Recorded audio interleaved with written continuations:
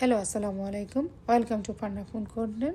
আপনারা যেখান থেকে আমার ভিডিওটা দেখতেছেন, আমি ভিডিওটা শেয়ার করতেছি আমার ইউটিউব চ্যানেল পান্না ফুড কন্টেন্ট ব্লগ। তো চলো শুরু করা যাক আমার ভিডিওটি। আমি আজকে চিকেন দিয়ে দুধ দিয়ে রান্না করব। তো চিকেন দিয়ে দুধ দিয়ে রান্না করার জন্য আমি এখানে প্রায় 10 পিস থাই চিকেন নিয়ে নিয়েছি এবং সুন্দর করে ধুয়ে তা একে একে স্লাইস করে নিয়েছি এবং একটু লবণ আর একটু গোলমরিচের গুঁড়া দিয়ে আমি হালকা মেখে তেলে ফ্রাই করে নেব হালকাভাবে। তো সাথে থাকো বন্ধুরা, দেখতে থাকো কিভাবে আমি ফ্রাই করি। তো ফ্রাইটা আমার এইভাবে হালকাভাবে আমি ফ্রাই করব।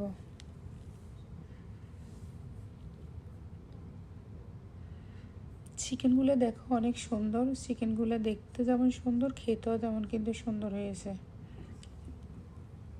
তো দেখো বন্ধুরা, আমি এইরকমই ভাজি করব, অতিরিক্ত হার্ড করে ভাজি করব না, একটু সফট আইটেমের ভাজি করব যাতে মশলা ফ্লেভারটা ভিতরে ঢুকে এবং মাংসটা জুসি হয়।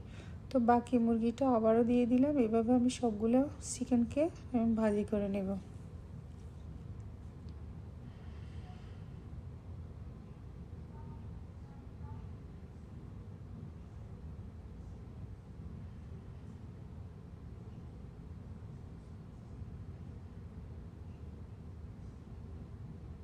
চিকেনগুলো কিন্তু একটুও ভাঙা নাই।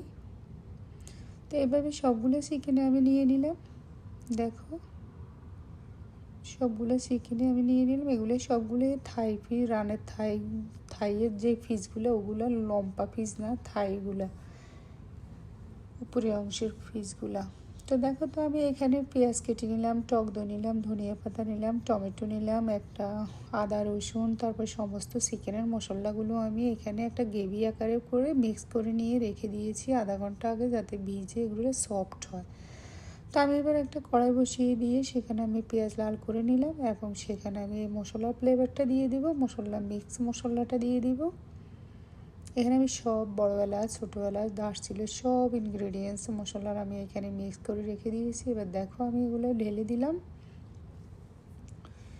এবার সুন্দর করে আমি মশলাগুলো কষাবো। তারপরে এখানে একটু টমেটো এড করে দেব যাতে টমেটোর গ্রেভিটা ভালো করে গলে এবং ঘন হয়।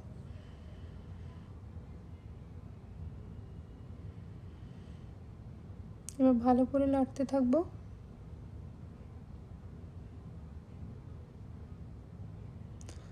আমি মশলার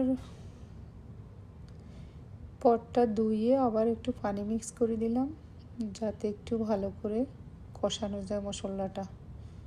এখানে আমি দুটো কালো এলাচও দিয়ে দিছি, সেটা তোমরা দেখতে পাচ্ছ।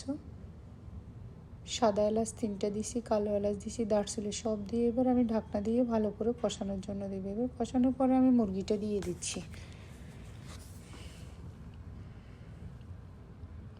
মুরগিটা যাতে না ভাগে একটু সতর্ক সহিতে দিতে হবে।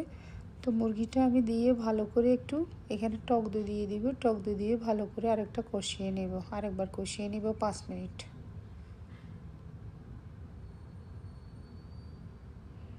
কালারটা দেখছো বন্ধুরা, অনেক জুসি দেখাচ্ছে, তাই না? আমি কিন্তু সবসময় হয় রানের পিস রান্না করি, হোল চিকেন আসলে আমার রান্না হয় না, হয় রানের পিস, হয় পাকার পিস, হয় চেস্টের পিস, মানে একটা নয় একটা। কিন্তু আমার মানে পুরো হোল চিকেন যে একটা রানের ঠ্যাং গলা সব কিছু মিলে ওটা রান্না হয় না, কারণ এখানে কানাডাতে প্যাকেট করা একভাবে পাওয়া যায়, সেই কারণে আমি এইভাবে রান্না করি। আজকে শুধু থাই, অন্যদিন শুধু বুকের মাংস, এইভাবে। তো টক দই দিয়ে আমি এবার ভালো করে মিশিয়ে এবার মাংসটাকে আবার কষিয়ে নেব। দেখো বন্ধুরা, গ্রেভিটা অনেক ঘন হয়েছে, অনেক সুন্দর দেখা যাচ্ছে, খেতেও কিন্তু অনেক সুস্বাদু হয়েছে।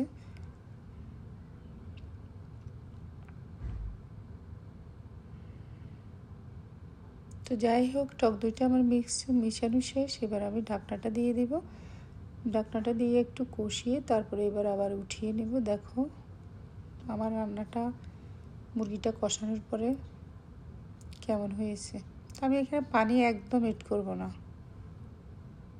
শুধু মশলা যেটুকু পানি আমি এড করেছি সেটা ছাড়া আমি বাড়তি কোনো পানি এড করব না। কখনো আগুন লো হিট, কখনো হাই হিট, এইভাবে আমি মাংসটাকে সফট করব। তো দেখো মোটামুটি কতটা লোভনীয় লাগছে সেটা তোমরাই দেখতে পাচ্ছ। এবার আমি 1 বাটি দুধ দিয়ে দিব। দুধটা দেখো, এই যে দুধটা দেওয়ার পরে কালারটা এতটা গোল্ডেন হয়েছে। এখানে আবার তোমাদেরকে আমি একটা সিক্রেট বলে দিই, এখানে একটু হলুদ, একটু সামান্য একটু বেশি দিতে হবে হলুদ। কারণ তুমি দুধ দেওয়ার পরে যখন তোমার মানে মাংসটার কালার যদি পরিমাণের চেয়ে যদি একটু হলুদ না দাও তাহলে কিন্তু তোমার এটা মানে কালারফুল হবে না। এখন আমি দুধ দেওয়ার পরেও আমার মাংসটা দেখো কেমন কালারফুল হয়েছে। তো আমি এখানে একটু ধনিয়া পাতা এড করে দিলাম। এবার তোমাদেরকে আমি আমার রান্নাটা অলমোস্ট ক্লোজ। আমি তোমাদেরকে ফাইনাল লুকটা দেখাবো, কতটা জুসি হয়েছে সেটা তোমরা দেখতে পাবা। আমি আবারও ঢাকনা দিয়ে দিলাম। এবার দেখো আমার ফাইনাল লুকটা আমার মুরগির, দেখছো কেমন সুন্দর হয়েছে দেখতে। তোমরাও বাসায় ট্রাই করতে পারো এইভাবে। তো আল্লাহ হাফেজ বন্ধুরা, আজ এই পর্যন্তই। ভালো থেকো, যে যেখানে আছো ভালো থেকো। পরবর্তী দেখা হবো অন্য কোনো ভিডিওতে। তোমাদের কাছে একটাই অনুরোধ, একটা লাইক, একটা কমেন্ট, একটু সাবস্ক্রাইব করে দিও। কষ্ট করে ভিডিও বানাই, এইটাই তোমাদের কাছে চাওয়া, আর অন্য কিছু চাওয়া না। বাই বাই, আল্লাহ হাফেজ।